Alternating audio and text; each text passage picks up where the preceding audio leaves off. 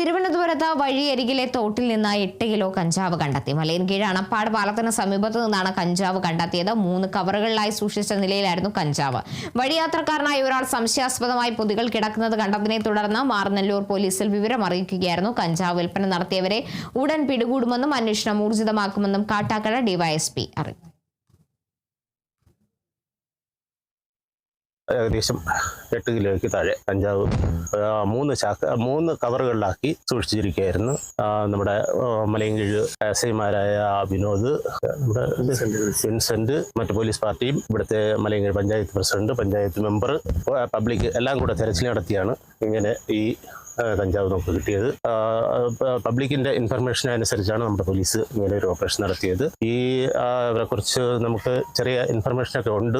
CCTV അതേപോലെ തന്നെ പബ്ലിക്കിന്റെ information എടുത്ത് പ്രതികളൊക്കെ ഇവിടെ ഇങ്ങനെ ഒരു ഈ സ്ഥലത്ത് ആൾക്കാർ ഇങ്ങനെ വന്നു പോകുന്നതായിട്ട് പറയുന്നുണ്ട്. ഇവിടെ തന്നെ നമുക്ക് പഴയ പ്രതികളൊക്കെ ഉണ്ട്, അവരെ കുറിച്ച് അന്വേഷിക്കുന്നുണ്ട്. പോയിട്ട് ഇതിന് സമീപം CCTV ക്യാമറകളുണ്ട്, അത് പരിശോധിക്കുന്നുണ്ട്.